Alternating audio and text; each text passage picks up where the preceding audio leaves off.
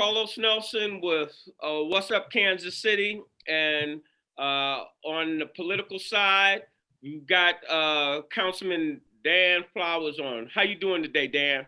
Really good, Carlos. How are you doing? Doing just fine. Hey, Cool. Dan, briefly, run it down your vote on the new city manager, why you voted that way. Also, talk about what you look to accomplish over the next, little bitty steps over the next 3 to 4 months, and how do you see you working with the new city manager? And then I want to get on a conversation about the Black Council people. Sure. I listened very intently and participated in 3 of the 4. The 4th one I could not participate in directly in the hiring process because I had professional obligations that day. But they're all interviews for our audience. Yes, the interviews. All right. Yes, they all had their strengths and weaknesses in their own ways. I think the thing that turned me more towards Brian Platt, frankly, going into it, I didn't think he had a chance. And just on paper, he was probably not my first pick just because of his experience level. But he had what appeared to me to be very innovative approaches. He thinks outside the box. And one of the things I've noticed happens with me, I think it happens with everybody who are of a certain age or past a certain age, is you get into a lane or a box or a rut, think, well, this is the way we used to do it, so it will work now. That's not always a good thing. And I saw a difference in him that I did not see in the others, in the way that he looks at what others have done, but he's not afraid to look outside of that box either. And I'm afraid, and I see this in me, unfortunately, that I don't see an innovative approach until it hits me in the face. So that was the kind of thing I think I liked about him. He was very direct in his answers. He answered the questions head on, and I really like that. It's very difficult sometimes for people to try to give answers that satisfy everybody. And I've learned not too long after I got in office that doesn't work. The best thing to do is just answer the question. If they like it, great. If they don't, well, I'm sorry. That's my answer. So I saw that in him. I didn't see it as much in others. Not to say they dodged questions, but they were, shall we say, less definitive in their answers sometimes. So that's why I saw. He was obviously, like I said, extremely bright, extremely intelligent, very, very hardworking. He has a life outside of city council that benefits him in his government role. So that's kind of what turned me in favor of him. All right, let's go on to the little micro. What do you see? Let's go 6 months. Okay. Well, we have 2 major challenges in that 6-month period of time. The first one will be to get the earnings tax renewal passed. Talk to me a little bit about what that is and how. Okay. Right now, everybody who lives or works in Kansas City has to pay a 1% earnings tax on what they make. That funds approximately about 1/3 to 1/2 of our general fund. Okay, out of that general fund, we pay police, we pay fire, we pay city hall expenses, we pay street cleaning, or street maintenance, we pay snow plowing, we pay garbage pickup, permitting, inspections, a whole variety of things that make the city operate. Yeah, it keeps the city operating, yes. If we lose that, the city will not have money to operate. We do get other taxes in, certainly. Sales taxes that are not part of the earnings tax. Water is different and airport is different. but those don't fund the basic city services. Those are all specialized areas that can only be used for certain things. So what would you be asking the Black community? What would you recommend that they should be doing in preparation? Because it all comes down to elected officials and votes as it relates to that. Well, it comes down to the public vote. Yeah, that's what I'm saying. Yes, that's what I'm saying. Remember, I said I represent the bottom 3/4. Okay, I will tell you this. By the way, I think I'm down there with you. I like that. It don't make any difference who you are. Understand what the tax goes for.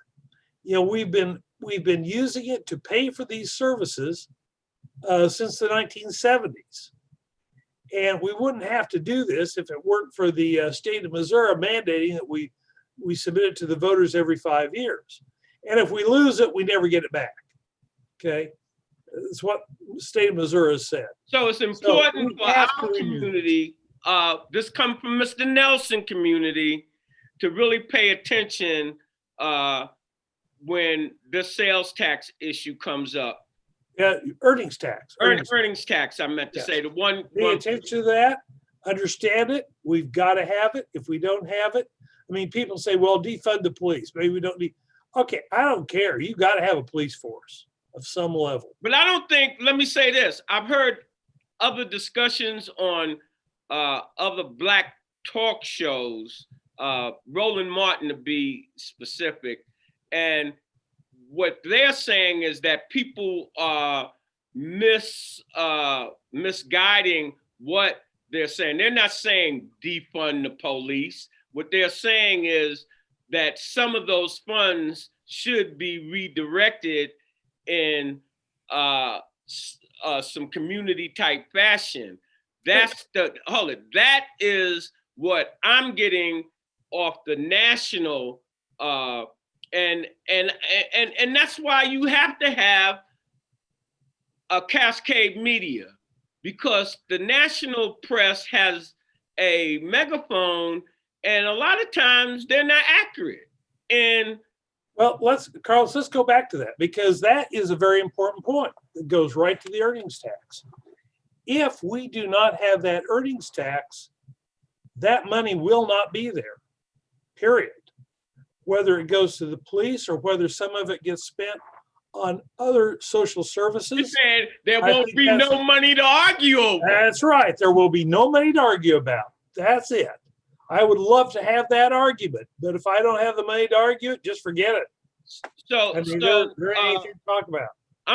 I'm talking to all of the Kansas City community right now, but I'm talking specifically to the Black community. Wake up. Pay attention. We're not doing these interviews for our health. We're doing these interviews so that you can be informed.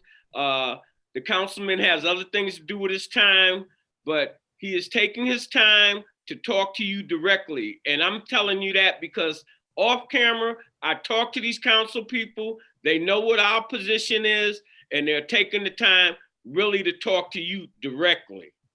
Sure. Go ahead, Dan. Now on the other thing, that's you had another point. You said 6 months. The only other point I would make in that 6 month period of overwhelming significance, I think. Well, there's actually two things in that time frame, although one's coming up much quicker. One is our budget. That's going to be a very significant thing we're going to have to address because of the pandemic and the resultant recession. We are facing a serious budget shortfall that's going to affect all levels of our community. Do you think that's going to create tension in the council? I imagine it will. And that's why it's so important now to me to, as I think I asked you, is there a specific link to the Black council people that has anyone reached out to you to say, Dan, how can we really come together from what I'd like to say outside. That's all. I got to Sure. keep it real. You know, Sounds. Hey, don't even go there. no, What I'm I'm going to saying go there. I'm going to tell you exactly what I'm thinking. all right. It's not a matter of somebody coming up to me and doing that. It's a matter of forging a relationship with each other where we can work together. I don't feel that they have to come up and say that to me in order to have me work with them. No, I was saying hold it. You got 4 Black council people. Right. Because as from my point of view, all 4 of them should be together at least on 5 or 6 points that they all can say they're going to go back to the wall with. Sure. And that they're coming to the white council in general as a block and saying, these are our concerns and we're willing to work with you and we're willing we don't need a lot of tension on a lot of things for Kansas City to move forward. But what we do need is cooperation between our white council and our Black council people. That's just, plain as day, white and Black. And hopefully Cascade Media Group can get that dialogue started. I know you got to go. One last question. What Sure. kind of job do you think the mayor, Quentin Lucas, is doing on a 1 to 10 overall? Right now I give him really high marks. I hate to do that 1 to 10 thing because Right. All right. Right. Go ahead. But the pandemic has been awful. And I think he has handled it very well. And he and I have had some disagreements on some things early on. But right now that is an overriding thing for everybody because it affects so many parts of everybody's lives. It hits certain communities harder than others. It hits people of my age harder than others. And I think he's getting heavily criticized for the mask ordinance or the mask requirement. My mask is sitting around here somewhere, but if I step outside this office, it's going on. I think it's a necessary thing. I think even the restrictions he's placed on businesses, it hurts. I get it, it hurts, but it hurts more to have people sick and dying. And we have to stop it. And the vaccine, thank God that has come along as quickly as it has. But even after you take it, we're still going to have some restrictions, and we're still going to be wearing masks for a while. So I think he's handled that very, very well. I wish he would be more collaborative with these council members. I wish before he comes up and drops something on us, he'd come up and start talking to us about it. That would be my biggest criticism of him, but sometimes I get it. It's hard to do. I mean, I don't always go talk to everybody before I put an ordinance out there. So we're all guilty of that to one degree or another. Well, to one degree or the other, I'm on his case. I just did a little short on what leadership looks like from a Black perspective, and it had historical Black figures, and it had some figures locally. It was only 1 minute, 36 seconds. If you get a chance, go to What's Up Kansas City, look at it. I put Bob Kendricks in it. Bob Kendricks has showed real leadership at that Negro League. I put Miss Williams in it. That Black Archives wasn't doing nothing for years, and she is turning that around. And I put him in it because he's showing leadership, but at the same time, and I'm putting this out there, he has canceled like 7 interviews with us after making appointments. Then come to find out that I talked to some community leaders and their office had made appointments with him and he canceled. So I'm on the mayor's case. You're not going to be able to be on Facebook and put all of this stuff out like you're everywhere doing this and that and nobody from our community can actually talk to you and ask you questions. Sure.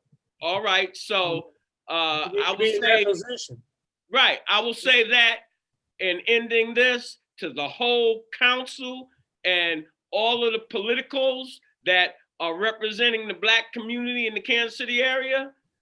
Don't think that Mr. Nelson won't blow your phone up and get on this social media and talk about what you're doing good and talk about what you're not doing as it relates to moving the needle forward.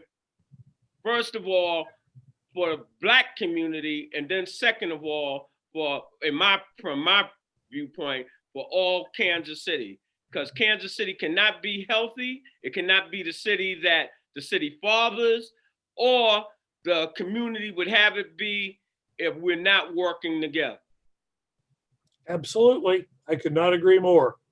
All right, Dan, pleasure. And as we always end, when you invest in your community, you're really just investing in yourself. Good night.